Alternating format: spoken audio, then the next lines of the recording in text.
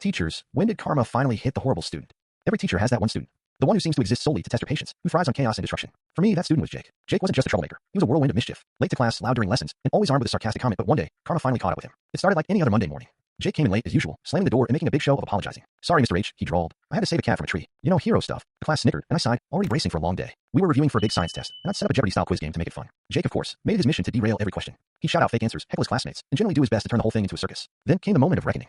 As the class packed up to leave, I reminded them about a critical lab assignment due that Friday. Jake, leaning back in his chair with his trademark smirk, said, "Oh, don't worry, Mr. H. I'll just Google the answers." Friday rolled around, and the students handed in their assignments. Jake swaggered in late again, slapping his report on my desk with a confident grin. "There you go, Mr. H. A masterpiece." But when I flipped through his report, I noticed something odd. Emily had written a detailed, flawless analysis of their experiment.